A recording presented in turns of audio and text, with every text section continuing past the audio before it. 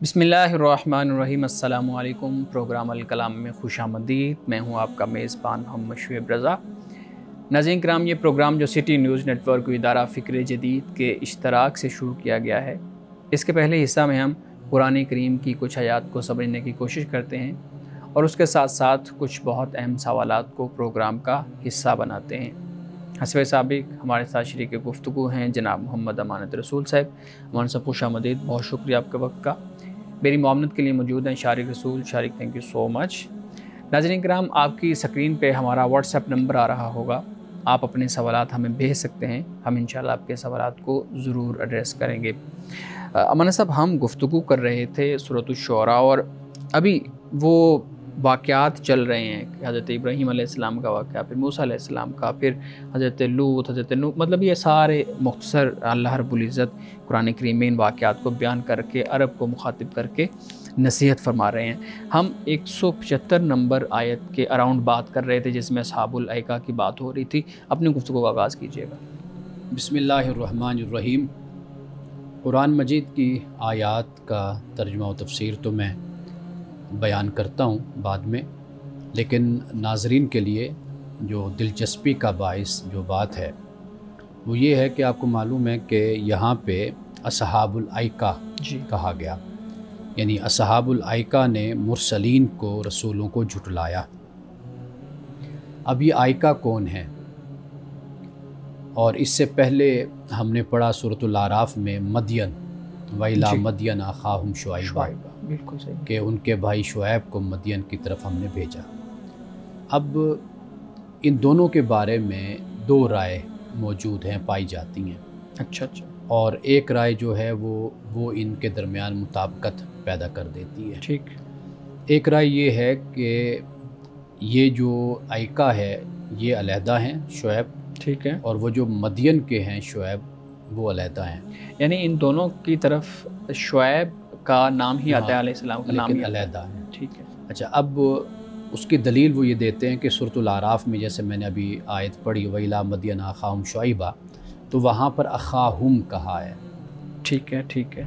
तो लेकिन जब यहाँ पर है फरमाए इज़ क़ाल लहुम शुआइबुन अला तत्तकून, कि जब उनसे शुएब ने कहा क्या तुम तकवा इख्तियार नहीं करते।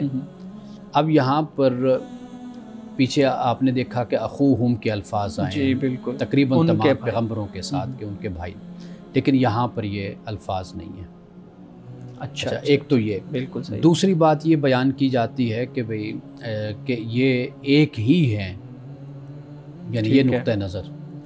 तो वो कहते हैं कि अगर हम कुरान मजीद में पढ़ते हैं तो इन दोनों का ज़िक्र जहाँ पर आता है तो बीमारियाँ इनकी एक ही हैं, सेम है बुराइयाँ, यानी कम तोलना, तिजारत में बेईमानी करना, ये दोनों कौमों का। तो लिहाजा एक राय ये सामने आती है कि दोनों एक ही कौम है, एक ही है। ठीक है। हज़रत शुएब अलैहिस्सलाम लिहाजा इनकी तरफ पैगम्बर और एक ही पैगम्बर हुए। सही, बिल्कुल। लेकिन एक तीसरी जो राय आती जो इन दोनों के अंदर मुताबिकत पैदा कर देती है, वो ये है कि ये दोनों, इनकी नस्ल एक ही है, यानी हज़रत इब्राहीम अलैहिस्सलाम की तीसरी जो बीवी थी कतूरा, उनका नाम आता है, तो ये उन्हीं से ही दो कबीले बन गए। नस्ल बुनियाद एक ही है, उसमें से दो कबीले ये बन गए। ठीक है। एक बन गया बनी कतूरा और एक अहले मदियन का कबीला बन जाता है, मदियन का। अब मदियन जो है ये हज़रत इब्राहीम अलैहिस्सलाम के बेटे हैं। अच्छा, गालिबन वो कतूरा से ही हैं। तो उस ख़ानदान की निस्बत से ये जो ख़ानदान है ये अलहदा हो गया, इसे आप मदियन कह लें। और दूसरा जो ख़ानदान बना, कबीला बना, वो ऐका का कबीला बन गया।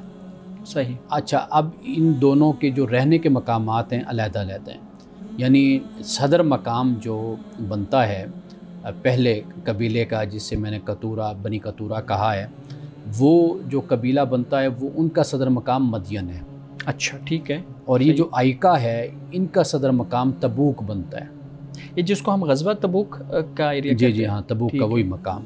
यानी आप यूँ कह लें कि علاقہ ہے العلا وہاں پر ہے، تیمہ ہے اور تبوک ہے، اس کے درمیان یہ عیقہ کا علاقہ وہاں پر موجود ہے۔ صحیح، ٹھیک۔ تو لہٰذا کہا یہ جاتا ہے کہ یہ دونوں قبیلے تھے اور ان دونوں قبیلوں کی طرف ایک ہی پیغمبر آیا، صحیح، یعنی ان کی نسل بنیاد ایک ہے، کہیں پر یہ مدین ہے اور کہیں پر یہ اصحاب العیقہ کہا گیا۔ ٹھیک ہے۔ تو اللہ تعالیٰ نے اصحاب العیقہ کی طرف بھی اور اہل مدین کی طرف بھی حضرت شعیب علیہ السلام ہی کو بھیجا، یعنی یہ ایک درمیانی ایک رائے جو ہے جس سے مطابقت ہو جاتی ہے کہ پیغمبر ایک ہیں اور قبیلے اپنی خاندان اور اپنے قبیلے کے لحاظ سے تو علیحدہ علیحدہ نظر آتے ہیں، لیکن ان کی بنیاد وہ ایک ہی بن جاتی ہے۔ صحیح ہے۔ تو یہ آپ نے جو فرمایا کہ حضرت ابراہیم علیہ السلام کی تیسری بیوی، تو اگر ہم دیکھیں تو پہلی بیوی یعنی ایک بیوی جن میں سے حضرت اسماعیل علیہ السلام کی پیدائش ہوئی، پھر حضرت اسحاق علیہ السلام کی دوسری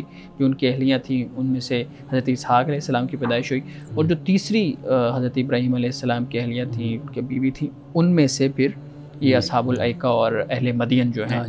یہ ٹھیک، صحیح۔ لیکن یہ ہے کہ بچے تو اور بھی ہیں حضرت ابراہیم علیہ السلام کے، لیکن جو نبوت اور رسالت کا سلسلہ بڑے خاندانوں کی صورت میں جو سامنے آیا وہ حضرت اسماعیل اور حضرت اسحاق ٹھیک ہے علیہ السلام ان سے ہے۔ صحیح۔ تو یہاں پر جو حضرت شعیب کا ذکر ہے، اب ان کے بارے میں بتاتا چلوں، چونکہ یہ تاریخی باتیں ہیں اور ان میں اختلافات بھی پائے جاتے ہیں۔ اگر ہم اپنے مفسرین کو دیکھتے ہیں تو یہ بتاتے ہیں کہ حضرت موسیٰ علیہ السلام سے ان کا جو زمانہ ہے تقریباً یعنی 300 سے لے کر 500 سال تک پہلے کا زمانہ بن جاتا ہے۔ اچھا، موسیٰ علیہ السلام سے بھی پہلے کا۔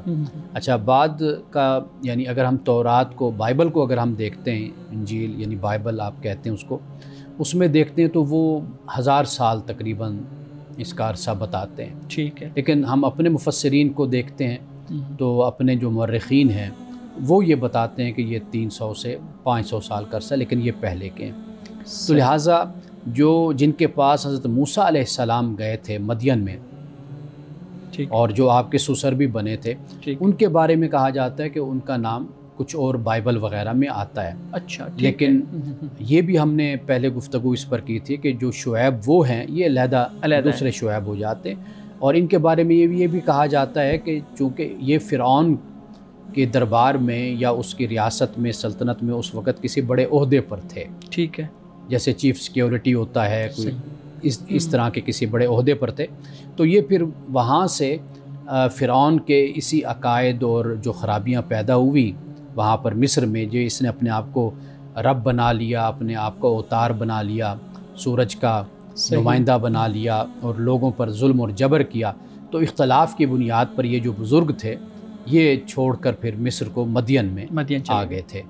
تو یہ بھی بیان کیا جاتا ہے۔ خیر، یہ تاریخی باتیں اور مختلف کتابوں میں اگر آپ دیکھیں گے تو مختلف کہانیاں یا روایات آپ کو مل جائیں گی، جس کا دل جہاں پر مطمئن ہوا اس نے اس چیز کو بیان کر دیا۔ میں یہی پوچھنا چاہ رہا تھا کہ اب یہ جو ساری چیزیں آپ نے بیان کی ہیں، خاص طور پہ اہل مدین، پھر اصحاب العیقہ، اور پھر اسی طریقے سے ابراہیم علیہ السلام کی اولاد کے بارے میں، اور پھر موسیٰ علیہ السلام کا، یہ ساری تاریخی روایات ہیں، پھر یہ ہم تک پہنچی کیسے ہیں؟ یعنی ان کی اتھینٹسٹی کو ہم کیسے چیک کر سکتے ہیں؟ دیکھیے، میں نے وہی عرض کیا نا کہ بائبل نے بھی اس کو بیان کیا اور اسرائیلی روایات بھی ہمیں مل جاتی ہیں، اور پھر اس کے ساتھ جیسے میں نے اپنے مفسرین جیسے ابن کثیر ہیں اور دیگر ہمارے جو مفسرین ہیں انہوں نے بھی ان کو بیان کیا ہے۔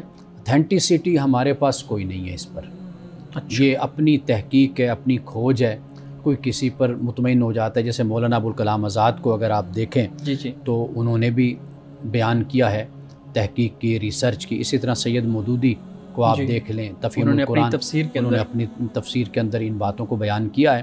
تو یہ چونکہ صدیوں پہلے کی باتیں ہیں، تو جس کے پاس جو ثبوت اور جو وسائل تھے انہوں نے اس کے مطابق اس کو بیان کر دیا ہے۔ ٹھیک ہے، لیکن ایک بڑی خوبصورت بات آپ اکثر اپنی گفتگو کے درمیان یہ بیان فرماتے ہیں کہ ہمیں ان چیزوں کو لینا ہے جو پیغمبر صلی اللہ علیہ وسلم کے یا کسی بھی پیغمبر علیہ السلام کی شایان شان ہے۔ یہ نہیں ہے کوئی ایسی بات کہیں پہ اگر لکھی بھی ہوئی ہے جو ہمیں لگ رہا ہے کہ نہیں یہ پیغمبر کے بارے میں نہیں بولنی چاہیے تو ہمیں اس سے پرہیز کرنا چاہیے۔ ایسے ہی بالکل صحیح ہے۔ مولانا صاحب آگے آیات ہم پڑھتے ہیں، ایک بریک لے لیں، اس کے بعد پھر ہم شروع کرتے ہیں۔ ناظرین کرام، یہاں وقت ہوا چاہتا ہے ایک بریک کا، ہمارے ساتھ رہیے گا۔ پروگرام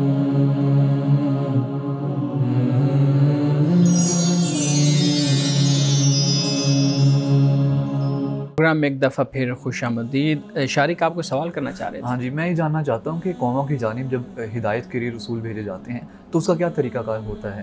کیا ایک قوم کی جانب ایک رسول بھیجا جاتا ہے یا پھر ایک سے زیادہ رسول بھی بھیجے جا سکتے ہیں، اور اس کی کیا منطق ہے؟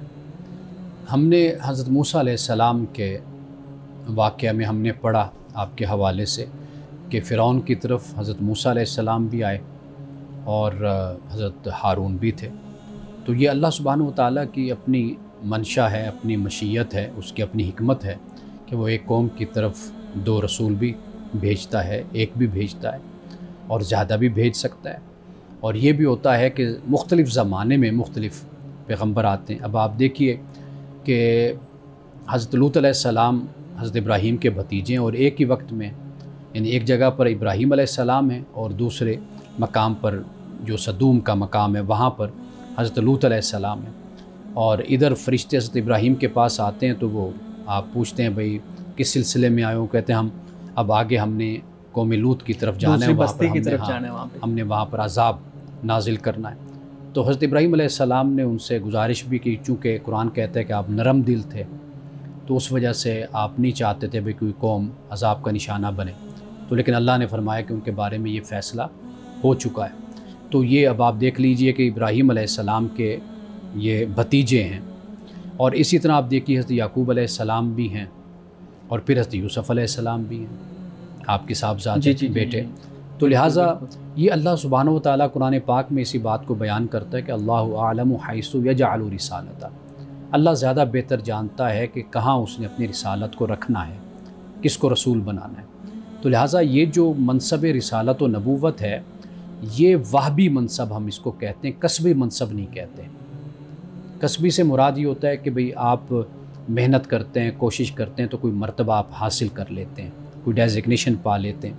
لیکن جو نبوت و رسالت کا معاملہ ہے یہ نہیں ہے کہ بھئی کوئی اس کے لیے محنت انسان اس طریقے سے کرے کہ یہ میری اچیومنٹ ہے کہ میں نے اس کو پانا ہے، حاصل کرنا ہے، یعنی کوئی دائرہ کار نہیں ہے اس کا، یہ کوئی منصب جو ہے یہ آپ کی کوشش کا مرہون منت نہیں ہے۔ یعنی مثال کے طور پر دنیاوی کوئی مرتبہ آپ حاصل کرنا چاہتے ہیں یا دینی مرتبہ حاصل کرنا چاہتے ہیں، جیسے عالم دین بنتے ہیں، فاضل بنتے ہیں، تو آپ اس کے لیے محنت کرتے ہیں، 8-10 سال آپ کا کورس ہے، نصاب تعلیم کہہ لیجئے، درس نظامی ہے، یا اس کے علاوہ انفرادی طور پر بھی آپ عالم دین سے پڑھتے ہیں، استاد سے پڑھتے ہیں، شیخ الحدیث سے پڑھتے ہیں، تو آپ ایک مقام اور مرتبے تک پہنچتے ہیں۔ تو یہ سارے مرتبے آپ کی محنت اور کوشش کے مرہون منت ہے۔ لیکن جو پیغمبر ہونا ہے، نبوت و رسالت، یہ اس طرح کا کوئی کرائیٹیریا اس کا نہیں ہے کہ آپ کوشش محنت کریں گے تو پھر آپ نبی اور رسول بن جائیں گے، وہ خدا کی مرضی ہے، خدا کے چناؤ سے جو ہے نا وہ بالکل۔ جی مولانا صاحب، اب اس کے بعد یہ فرمایا اذ قال لهم شعیب الا تتقون، کہ جب ان سے شعیب نے کہا کہ کیا تم تقوی نہیں اختیار کرتے، تو اب یہاں پر اخوہم نہیں کہا، اور پیچھے اخوہم کہا وہاں پر۔ انی لکم رسول امین، فرمایا کہ بے شک میں تمہارے لیے رسول امین ہوں۔ رسول امین یعنی رسول، پیغمبر، امین معتبر، ایماندار، قابل اعتماد۔ فاتقوا اللہ واطیعون، اللہ کا تقوی اختیار کرو اور میری فرما برداری کرو۔ وما اسألکم علیہ من اجر، اور میں تم سے اس پر کسی اجر کا سوال بھی نہیں کرتا۔ ان اجری الا علی رب العالمین، کہ میرا اجر صرف اور صرف رب العالمین پر ہے۔ اب یہ تمام یہ جو اب تک کے جملے ہیں یہ ہم پہلے پیغمبروں کے حوالے سے بھی ہم نے پڑھے کہ تمام پیغمبر جب مبعوث ہوئے اپنی بستی کی طرف، اپنی قوم کی طرف، تو انہوں نے سب سے پہلے تو تقوی کی بات کی۔ یعنی یہاں پر آپ دیکھ لیجئے سورۃ الاعراف میں ہم نے یہ پڑھا کہ بھئی انہوں نے اپنی قوم سے کہا کہ یا قوم عبداللہ ما لکم من الہ غیرہ، کہ اے میری قوم اللہ کی عبادت کرو اور اس کے سوا یعنی کسی کو تم نے معبود نہیں ماننا، اسی کی صرف تم عبادت کرو۔ تو وہاں پر یہ قرآن مجید بیان کرتا ہے۔ تو گویا کہ پیغمبر کی جو تعلیم ہے بنیادی طور پر وہ تو توحید ہے، بے شک، اور توحید کے بعد پیغمبر تعلیم دیتا ہے کہ جیسے تقوی ہے، یعنی اس کا تعلق چونکہ عملی زندگی کے ساتھ بن جاتا ہے۔ جب ہم تقوی کی بات کرتے ہیں تو گویا کہ تقویٰ سے مراد حدود آشنا ہونا ہے. حدود آشنا سے مراد یعنی اللہ نے جو حدود مقرر کر دی ہیں آپ اپنے آپ کو اس کا پابند رکھتے ہیں. تو یہ حضرت شعیب نے، حضرت لوط نے، صالح نے، ہود نے، حضرت نوح نے، سب نے اسی بات کی تعلیم دی. یعنی اللہ کی عبادت ہے، توحید ہے. اور پھر اس کے بعد جو واضح بات ہے کہ جب وہ توحید کو کس بنیاد پر مانیں گے، اس پیغمبر کی بنیاد پر مانیں گے نا، تو اس پیغمبر کا ماننا تو خود اس میں موجود ہوا نا. بے شک. یعنی جب میرے پاس کوئی اطلاع لاتا ہے، کوئی خبر لاتا ہے، تو واضح بات ہے پہلے تو میں اس کو مان رہا ہوں نا، پھر اس کے بعد اس کی خبر کو مانوں گا. بالکل ایسے. تو لہٰذا نبوت و رسالت پر ایمان اس میں شامل ہو گیا. اب اس کے بعد جو اگلا قدم ہوتا ہے پھر وہ عملی زندگی سے متعلق ہوتا ہے، جو خرابیاں ان کے اندر. تو وہاں پر فرمایا کہ تم کیوں نہیں حدود آشنا ہوتے، کیوں نہیں اللہ کی حدود کی تم پابندی کرتے. اور میں رسول امین ہوں، یعنی ایسا رسول ہوں کہ جس پر اعتبار ہے، جو معتبر ہے. اور اللہ کا تقوی اختیار کرو اور میری فرما برداری کرو، اور میں تم سے کسی اجر کا سوال نہیں کرتا، میرا اجر صرف رب العالمین پر ہے. اب اس کے بعد دیکھیے فرمایا کہ جو اس قوم کے اندر جو ان کا پروفیشن تھا، ان کا پیشہ تھا، اس سے متعلق جو خرابیاں پائی گئیں تو اب اس کی نشاندہی کر دی گئی. فرمایا اوف الکیل، کہ پورا تم ناپا کرو، ولا تکونوا من المخسرین، اور نقصان دینے والوں میں سے مت بنو. چونکہ حضرت شعیب علیہ السلام کی قوم کاروبار کرتی تھی، تجارت کرتی تھی، اور اس میں پھر وہ ڈنڈی مارتی تھی. ملاوٹ کرنا، کم تولنا، کم ناپنا، یہ ان کے اندر یہ ایک آپ یوں سمجھ لیجئے کہ ایک ان کا کلچر یہ بن گیا. جیسے حضرت لوط علیہ السلام کی قوم کے حوالے سے ہم نے پڑھا کہ ہم جنس پرستی، یعنی ایک عمومی رویہ ان کا قومی رویہ بن گیا. تو یہاں پر جو قومی رویہ تھا یہ بدعنوانی کا رویہ تھا، ملاوٹ کا، کم تولنے کا، کم ناپنے کا. فرمایا کہ وزنوا بالقسطاس المستقیم، اور پھر سیدھی ترازو سے تولو. صحیح. اس وقت ترازو ہوتے تھے تو ان کی جو بھی شکل تولنے کی ہوتی تھی تو کہا کہ بھئی سیدھی ترازو سے تولو. ولا تبخسوا الناس اشیاءہم، اور لوگوں کو چیزیں گھٹا کر نہ دو. اشیاءہم، ان کی چیزیں، مطلب یہ ہے ان کی اب چیز انہی کی ہو گئی نا. جب آپ نے ایک ڈیمانڈ کی کہ مجھے یہ قیمت دے دیں، یہ 100 روپے کی چیز ہے تو آپ نے 100 روپے لے لیا، تو اب وہ جو چیز پڑی ہوئی ہے اب وہ پوری کی پوری ان کے سپرد کرو نا. تو وہ پھر اس میں ڈنڈی مارا کرتے تھے. تو اللہ تعالیٰ نے اس لیے فرمایا کہ ان کی جو چیز ہے وہ ان کو پوری کی پوری دو. ولا تعثوا فی الارض مفسدین، اور زمین میں فساد مت پھیلاؤ. یہ یہاں پر آپ نے شاید وقفہ جی ہم ایک بریک لے لیں تو اس کے بعد پھر ہم مزید اس پہ گفتگو کرتے ہیں، کیونکہ یہ ایک ایسا ہمارا سا موضوع ہے جو ہمارے ہاں بھی یہ چیزیں نظر آتی ہیں. اور ہم اگر اپنے معاشرے کے علاوہ دنیا کے اندر مختلف معاشروں کے کا ایک سکیچ سامنے رکھیں تو ایسی بہت سی خرابیاں ہمیں نظر آتی ہیں، خاص طور پہ ایک مذہبی معاشرہ جس کو ہم بہت زیادہ مذہبی معاشرہ سمجھتے ہیں. تو اس حوالے سے میں کچھ سوالات پھر آپ کے سامنے رکھوں گا. یہاں ایک بریک لے لیں، اس کے بعد پھر گفتگو کرتے ہیں. ناظرین کرام، یہاں وقت ہوا چاہتا ہے ایک بریک کا، ہمارے ساتھ رہیے گا.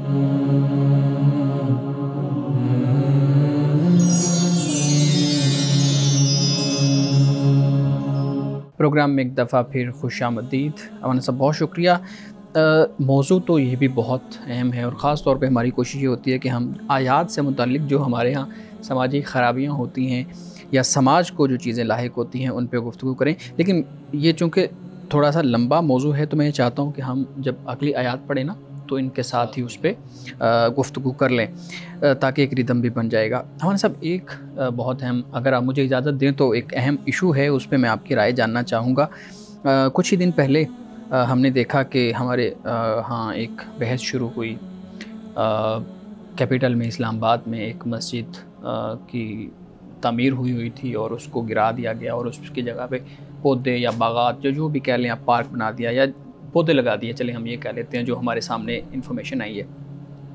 اس کے بعد پھر ایک نئی بحث شروع ہوگی کہ کیا مسجد گرانا ٹھیک تھا، نہیں ٹھیک تھا، وہ قانونی تھی، غیر قانونی تھی، یہ ایک الگ بحث ہے.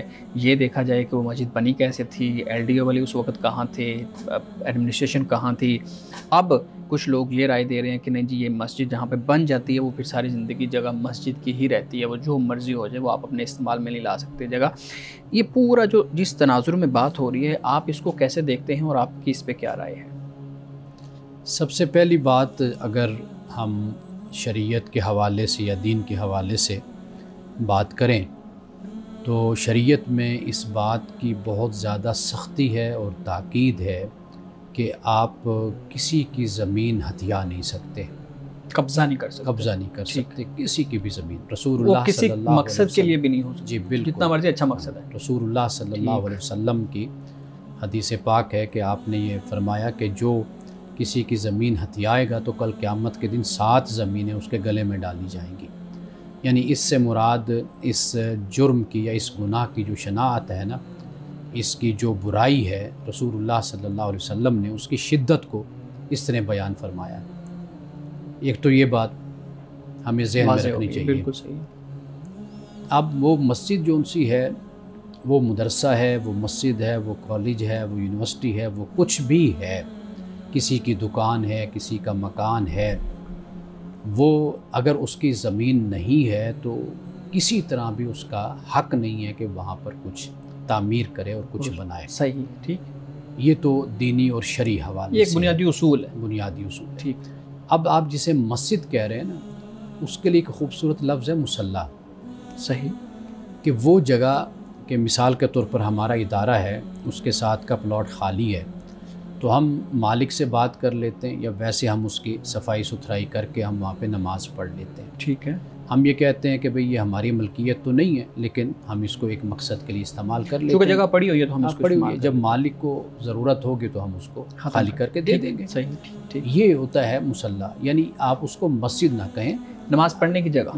نماز پڑھنے کی جگہ ہے کہ جب ضرورت پڑے گی سرکار کو یا مالک کو یا جس کی وہ زمین ہے کہ جو ابھی آپ کے سامنے نہیں آیا، آپ کو پتہ نہیں ہے، آپ نے ایک ضرورت کے تحت اس کو استعمال کیا ہے، تو لیکن جب وہ آ گیا، اس کی ملکیت ہے یا سرکار کہتی ہے کہ بھئی اب اس کو ہم کسی اور استعمال میں لانا چاہتے ہیں، تو پھر وہاں پر مذہبی حوالے سے، اخلاقی حوالے سے پھر کوئی حق نہیں بنتا کہ وہاں پر پھر مسجد رہے یا وہاں پر مدرسہ رہے. یعنی وہ ختم بھی ہو سکتا ہے.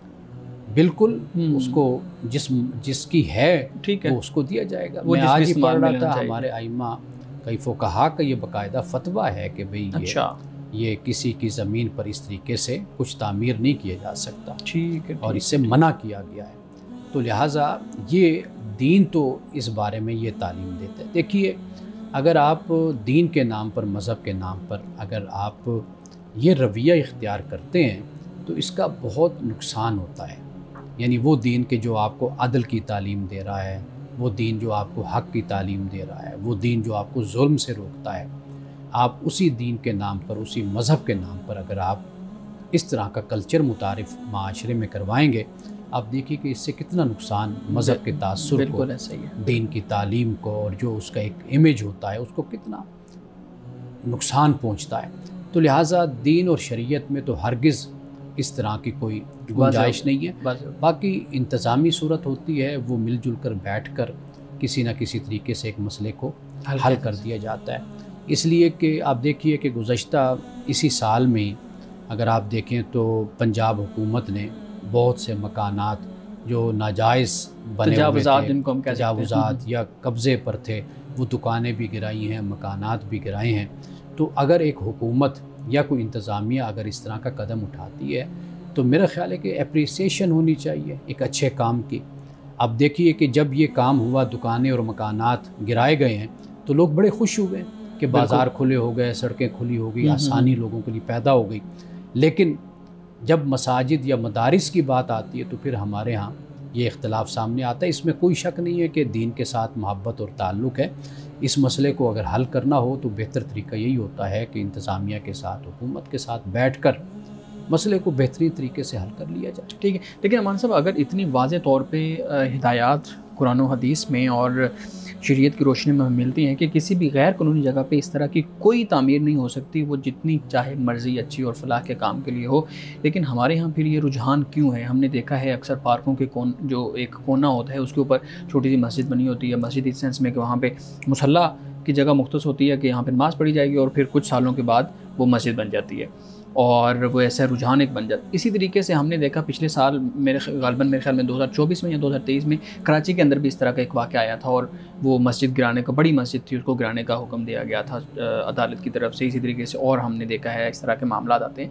مذہبی طبقے کو اس چیز کا شعور نہیں ہے کہ یہ غیر قانونی کام ہے, یہ ایک اللیگل کام ہے. ہم اس کی مذمت کے خلاف کھڑے ہوں بجائے اس کے کہ وہ سارے اس کی حمایت میں کھڑے ہو جائیں کہ جی پہلے پلازا کراؤ اس کے بعد مسجد گرے گی.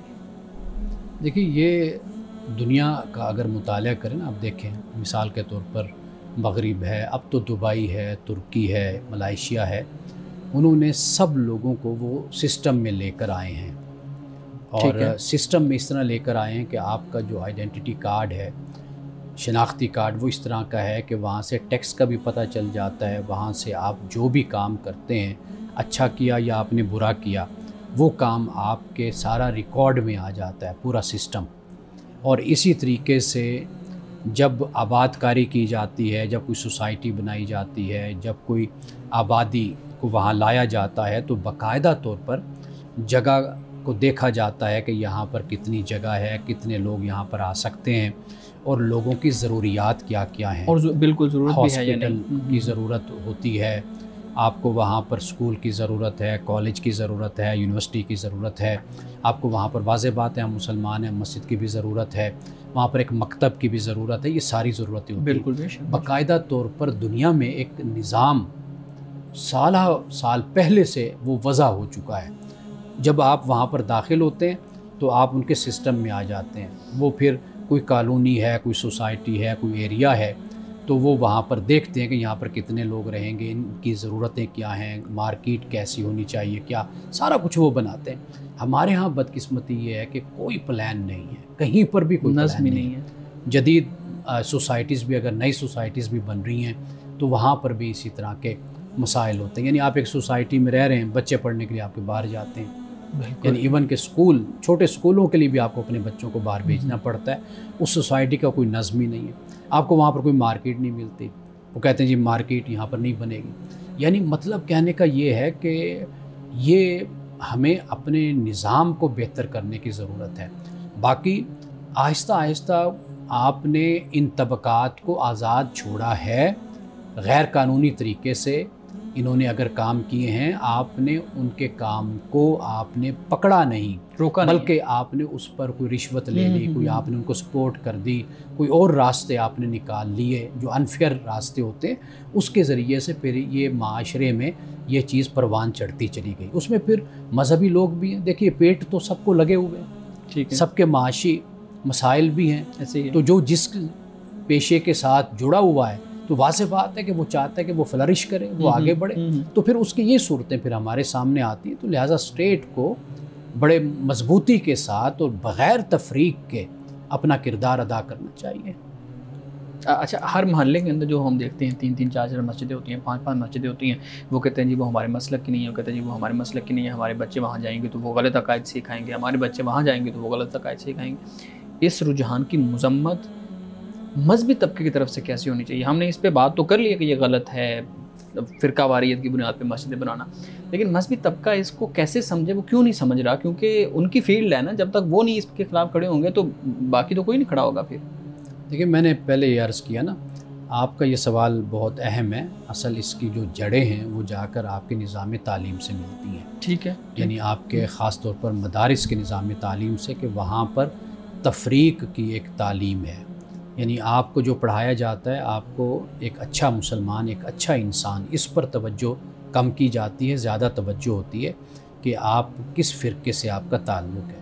اس فرقے کے بنیاد پر آپ کی شخصیت کو پروان چڑھایا جاتا ہے, آپ کی ذہنیت کو پروان چڑھایا جاتا ہے. پورے 8 سال جو آپ وہاں پر تعلیم حاصل کرتے ہیں وہ انہی مقاصد کے تحت ہی پڑھایا جاتا ہے آپ کو. تو لہٰذا پھر جب ہم معاشرے میں آئیں گے, سماج میں آئیں گے, تو وہاں پر بھی تو پھر ہم نے اسی طرح کا ہی کام کرنا ہے. یعنی پھر مساجد آپ کو 1 نہیں, 2 نہیں, 3 نہیں, 4 مسجدیں آپ کو وہاں پر نظر آئیں گی. جب ایک دوسرے کے پیچھے نماز نہیں ہوتی, جب ایک دوسرے کے عقائد میں اختلاف پایا جاتا ہے, ایک دوسرے کو گمراہ یا کافر قرار دیا جاتا ہے, اور اتنی دیواریں بڑی کھڑی کر دی جاتی ہیں, تو وہاں پر واضح بات ہے کہ پھر اسی طرح. لیکن یہ سارا کام اسٹیٹ کا ہوتا ہے. ٹھیک ہے حکومت کا اسٹیٹ ہوتا ہے کنٹرول کرے اور کہ خود اس کا وہ نظم بنائے. ہاں وہ پورے طریقے سے طاقت کے ساتھ آپ کہہ لیجیے اس کے پاس سب کچھ ہوتا ہے، جہاں وہ چاہے وہ کر بھی سکتی ہے، کرتی بھی نظر بھی کرتی بھی آتی ہے. تو لہٰذا یہ اس کا کام ہے. پھر خود بخود لوگ جو ہے نا ایک سسٹم میں آتے چلے جاتے ہیں اور درست ہوتے چلے جاتے ہیں. صحیح. ناظرین کرام، یہاں وقت ہوا چاہتا ہے ایک بریک کا، ہمارے ساتھ رہیے گا.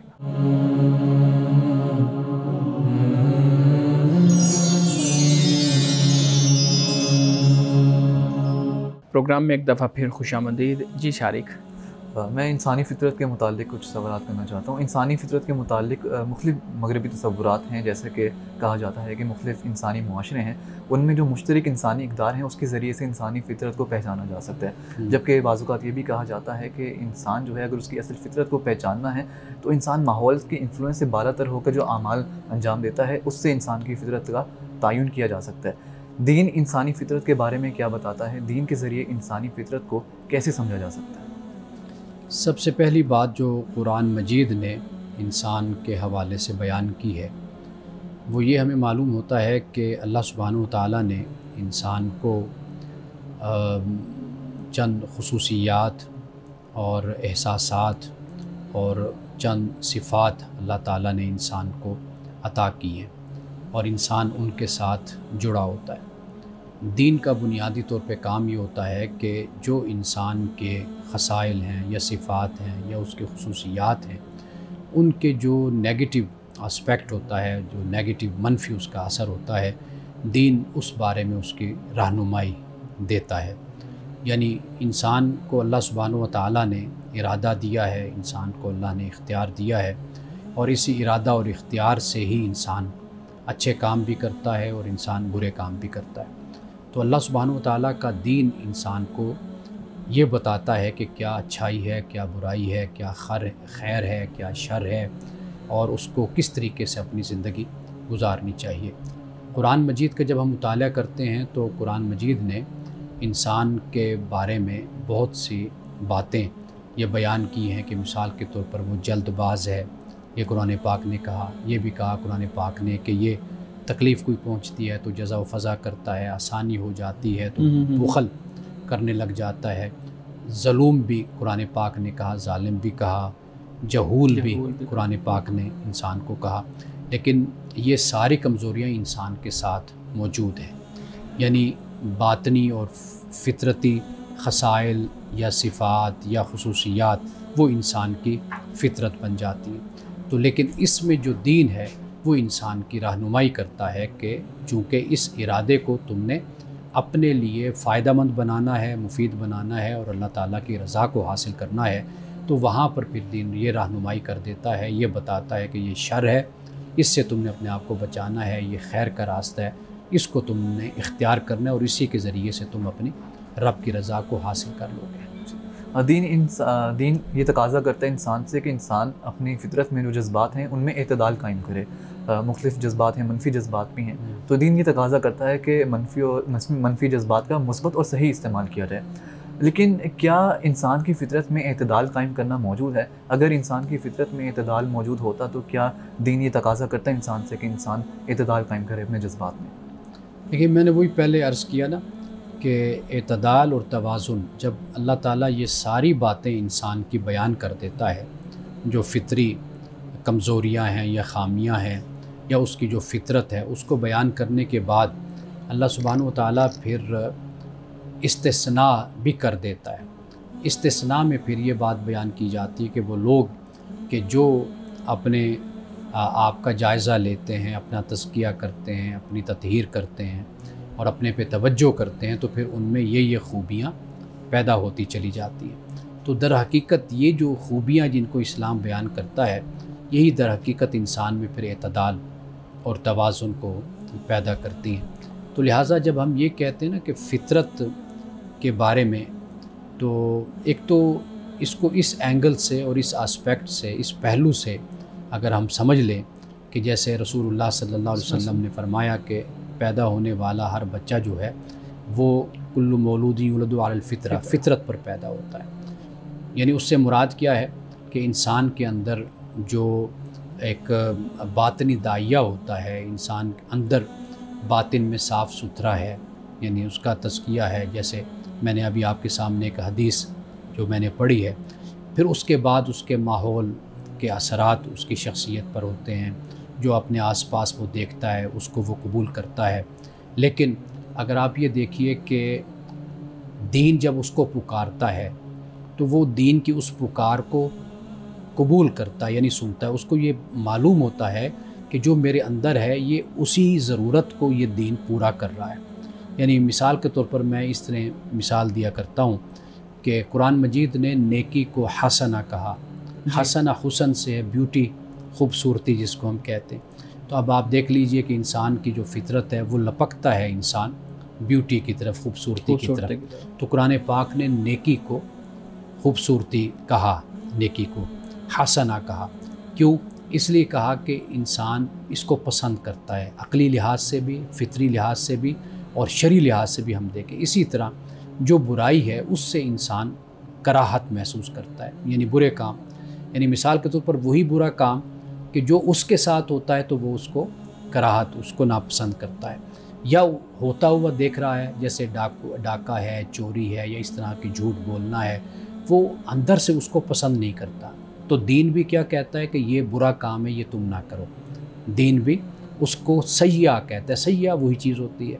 تو لہٰذا ایسا لگتا ہے کہ جو قرآن مجید جس انداز سے، جس اسلوب سے انسان سے خطاب کرتا ہے، وہ اچھائیاں انسان کے اندر موجود ہیں فطری طور پر، بنیادی طور پر اس کی فطرت ہے، اس کو وہ قبول کرتا ہے۔ لیکن ہوتا کیا ہے، وہ جو باہر کے اثرات ہوتے ہیں، خارج کے، وہ اس پر غالب آتے چلے جاتے ہیں، جس کی وجہ سے وہ دین فطرت سے خود کو دور کر لیتا ہے یا وہ دور ہو جاتا ہے۔ دین کے مطابق یہ بتایا جاتا ہے کہ یہ فطرت کا اصول ہے کہ جو نیکی ہے وہ بدی کو ختم کرتی ہے اور بدی اپنے آپ کو ختم کرتی ہے۔ لیکن جب ہم اپنے معاشرے کو دیکھتے ہیں تو ہمیں نظر آتا ہے کہ زینب کیس جیسے واقعات ہیں کہ جو اتنے معصوم بچے ہوتے ہیں، نیک روحیں ہوتی ہیں، ان کے ساتھ ظلم ہوتا ہے، زیادتی ہوتی ہے، ناانصافی ہوتی ہے۔ تو معاشرے کا جو منظر ہے وہ تو مختلف فطرت سے ہمیں نظر آ رہا ہے کہ جو بدی ہے وہ نیکی کو ختم کر رہی ہے۔ تو یہ کیا کانٹرڈکشن، اس کو کیسے سمجھ سکتے ہیں؟ دیکھیے، دونوں معاملات ہوتے ہیں۔ نیکی جو ہے وہ بھی اپنا اثر رکھتی ہے معاشرے پر، اور میں ہمیشہ یہ کہا کرتا ہوں کہ برائی میں یہ برائی ہے کہ وہ نظر زیادہ آتی ہے، اور اچھائی میں اچھائی یہ ہے کہ وہ کم نظر آتی ہے۔ یعنی نظر کم آنے سے مراد یہ ہے کہ واضح بات ہے کہ جو فساد پھیلائے گا، جو توڑ پھوڑ کرے گا، جو ظلم کرے گا، وہ چیز نظر آتی ہے، لیکن جو نیکی کا کام ہوتا ہے وہ نظر کم آتا ہے، لیکن اس کے جو اثر ہوتا ہے، اس کی جو سرایت ہوتی ہے، اس کی تاثیر جو ان سے ہوتی ہے وہ بہت گہری ہوتی ہے۔ معاشرے میں جس طرف آپ نے اشارہ کیا، ایسے لوگوں کے بارے میں یہ ہوتا ہے کہ یہ جو اپنی فطرت ہوتی ہے اس کو یہ مسخ کر دیتے ہیں، انحراف اختیار کرتے ہیں، اور اس راستے سے ہٹ جاتے ہیں کہ جو ان کے اندر جو چیز موجود ہے، یعنی ہدایت اور رہنمائی کو قبول کرنا، اس راستے پر غور کرنا، خیر کو سمجھنا، شر کو سمجھنا، لیکن اپنی اس تربیت اور اپنے اس ماحول اور اپنی تربیت نہ ہونے اور تزکیہ نہ ہونے کی وجہ سے ان کی جو لپک اور ان کی جو اٹریکشن ہوتی ہے وہ گناہ کی طرف زیادہ ہو جاتی ہے۔ صحیح۔ ناظرین کرام، اس دعا کے ساتھ اپنے پروگرام پر اختتام کریں گے۔ اللہ رب العزت حسن کلام اور تاثیر کلام عطا فرمائے، ہماری زبان کی گروں کو کھول دے اور سننے والوں تک خیر کا پیغام پہنچے۔ اجازت دیجیے، خدا حافظ۔